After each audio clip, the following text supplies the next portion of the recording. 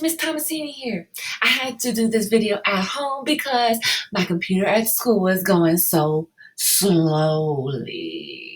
So anyways, I didn't want it to mess up our book. Where we left off, do you remember? Do you remember that Jack found the precipice? Do you remember what the precipice was? Let me show you, okay? I think you'll remember this picture. Yeah, that was the precipice, the hole in the wall where they were trying to escape the castle. And he couldn't see anything, so he put one foot down and then the other foot down, and then he realized he couldn't hang on any longer. And he fell and heard a splash. You know what that was? I bet he fell into the moat. Dun, dun, dun. Chapter 8. We're going to finish this book today. Get ready. Okay. Water filled Jack's nose and covered his head. His glasses fell off. He grabbed them just in time. He coughed and flailed his arms. Jack! Annie was calling from above. I'm in the moat, Jack said, gasping for air. He tried to tread the water and put his glasses back on. With his backpack, his shoes, and his heavy clothes, he could hardly stay afloat. Splash! Hi, I'm here, Annie sputtered. She jumped in too. Jack could hear her nearby, but he couldn't see her. Which way's land? Annie asked. I don't know, just swim. Jack dog paddled through the cold, black water. He heard Annie swimming too. At first, it seemed as if she was swimming in front of him, but then he heard a splash behind him. Annie? He called. What? Her voice came from in front, not behind. Another splash. Behind! Jack's heart almost stopped. Crocodiles! He couldn't see anything through his water-streaked glasses. Annie! He whispered. What? Swim faster! But I'm over here near the edge, she whispered. Jack swam through the dark toward her voice. He imagined the crocodile slithering after him. Another splash, not far away. Jack's hand touched a wet, live thing. Ah! He cried. It's me, take my hand, said Annie. Jack grabbed her hand. She pulled him to the edge of the moat. They crawled over an embankment and onto the wet grass. Safe. Another splash came from the moat waters. Oh, man, Jack said. He was shivering all over and his teeth were chattering. Can you make your teeth chatter too? He shook the water off his glasses and put them back on. It was so misty, he couldn't see the castle. He couldn't even see the moat, much less the crocodile. We made it, said Annie. Her teeth were chattering too. I know, said Jack, but where are we? He peered at the foggy darkness. Where was the drawbridge, the windmill, the hawk house, the grove of trees, the tree house?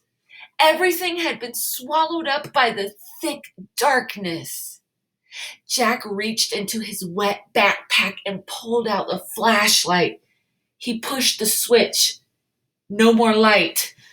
They were trapped, not in a dungeon, but in the darkness. Oh, look at this. What is that? Me! A horse's whinny. Just then the clouds parted. A full moon was shining in the sky. A pool of light spread through the mist. Then Jack and Annie saw him just a few feet away. The knight. He sat on a black horse. His armor shone in the moonlight. A visor hid his face, but he seemed to be staring straight at Jack and Annie. Dun, dun, dun! And that's the end of chapter 8. Do you think the knight is a good guy or a bad guy? I wonder. Raise your hand if you think he's a good guy. Raise your hand if you think he's a bad guy. And you know what I was just thinking? Remember when we read that book, Dinosaurs Before Dark, or Dinosaurs After Dark? Do you guys remember about that medallion with the M on it? I wonder if we're going to see anything about that in this book before the ending. Keep that in your brain too. There's a lot of things we still need to figure out in this book. Let's see what chapter 9 says. Chapter 9, Under the Moon. Jack froze. It's him, Annie whispered. The knight held out his gloved hand. Come on, Jack, Annie said. Where are you going? Said Jack. He wants to help us, said Annie. How do you know? I can just tell, said Annie. Annie stepped toward the horse. The knight dismounted. That means he got off. The knight picked Annie up and put her on the back of his horse. Come on, Jack, she called. Jack moved slowly toward the knight. It was like a dream. The knight picked him up too and put him on the horse behind Annie. The knight got on behind them. He slapped the reins. Whoosh! The black horse cantered beside the moonlit water of the moat. Jack rocked back and forth in the saddle. The wind blew his hair. Whoosh! He felt very brave and powerful. He felt as if he could ride forever on this horse with this mysterious knight over the ocean, over the world, over the moon. A hawk shrieked in the darkness. There's the treehouse, said Annie. She pointed toward a grove of trees. Look at them go. Dun, dun, dun, dun, dun, dun, dun. Pretty cool. They almost look like they're flying because he's running so fast. The knight steered the horse toward the tree. See, there it is, Annie said, pointing to the ladder. The knight brought his horse to a stop. He dismounted and helped Annie down. Thank you, sir, she said, and she bowed. Then Jack. Thank you, he said, and he bowed also. The knight got back on his horse. He raised his gloved hand. Then he slapped the reins and rode off through the mist. Annie started up the tall ladder and Jack followed. They climbed into the dark tree house and looked out the window. The knight was riding toward the outer wall. They saw him go through the outer gate. Clouds started to cover the moon again. For a brief moment, Jack thought he saw the knight's armor gleaming on top of a hill beyond the castle. The clouds covered the moon completely, and a black mist swallowed the land. The black mist is just kind of like another word for darkness. He's gone, whispered Annie. Jack shivered in his wet clothes as he kept staring at the blackness. I'm cold, said Annie. Where's the Pennsylvania book? Jack heard Annie fumble in the darkness. He kept looking out the window. I think this is it. I feel a silk bookmark. Jack was only half listening. He was hoping to see the knight's armor gleam again in the distance.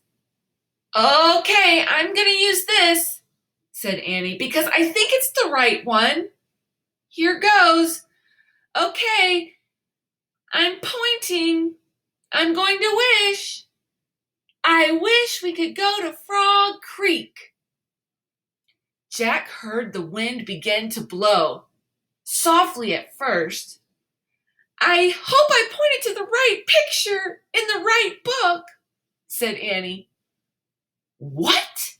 Jack looked back at her. "Right picture? Right book?" The treehouse began to rock. Ooh. The wind got louder and louder. I hope it wasn't the dinosaur book," said Annie. "Stop!" Jack shouted at the treehouse. Too late. The treehouse started to spin. It was spinning and spinning. The wind was screaming. Then, suddenly, there was silence. Absolute silence. Chapter 10. This is the last chapter. One mystery solved. The air was warm. It was dawn. Far away, a dog barked. "I think that's Henry barking," Annie said. "We did come home." They both looked out the treehouse window. "That was close," said Jack. In the distance, streetlights lit their street. There was a light on in their upstairs window. "Uh-oh," said Annie. "I think Mom and Dad are up. Hurry!" "Wait!" In a daze, Jack unzipped his backpack. He pulled out the castle book. It was quite wet, but Jack placed it back in with all the other books. "Come on, hurry," said Annie, scooting out of the treehouse. Jack followed her down the ladder. They reached the ground and took off between the gray-black trees. They left the woods and ran down their deserted street. They got to their yard and crept across the lawn right up to their back door. Jack and Annie slipped inside the house. "They're not downstairs yet," whispered Annie. "Shh," said Jack. He led the way, up the stairs and down the hall. No sign of his mom or dad, but he could hear water running in the bathroom. Their house was so different from the dark, cold castle, so safe and cozy and friendly. Annie stopped at her bedroom door. She gave Jack a smile, then disappeared inside her room. Jack hurried into his room. He took off his wet clothes and pulled on his dry, soft pajamas. He sat down on his bed and unzipped his backpack. He took out his wet notebook. He felt around for the pencil, but his hand touched something else. Jack pulled out the blue leather bookmark from his pack. It must have fallen out of the castle book. Jack held the bookmark close to his lamp and studied it. The leather was smooth and worn. It seemed ancient. That means old. For the first time, Jack noticed a letter on the bookmark. A fancy M.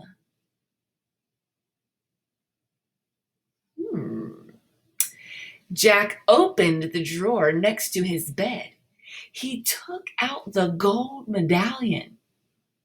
He looked at the letter on it. It was the same M. Now this was an amazing new fact. Jack took a deep breath. One mystery solved.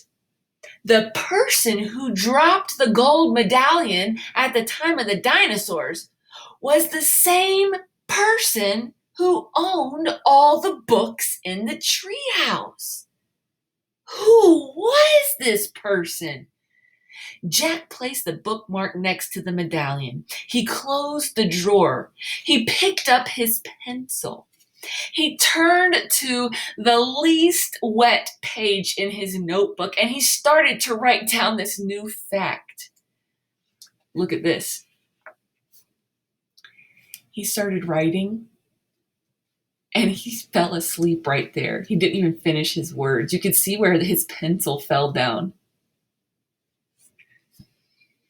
But before he could draw the M, his eyes closed.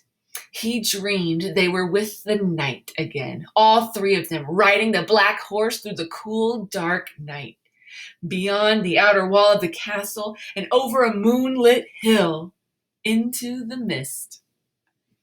You guys see that bookmark? That's what he found. The same M as on the medallion. What does this M even mean? And who owns all this stuff? Gosh, I'm so glad they made it back home. Do you think they're going to go out on another adventure? Do you think they enjoy these adventures? Do you think their mom and dad know what they're up to? You know what? There is another book after this one. What do you guys think it might be about? If you could go into a magic tree house, where would you want to visit? Would I want to go to the time of the dinosaurs? No, that would be too scary. Would I want to go to the medieval times with castles and knights? I don't know. Where would I like to go? Where would you like to go?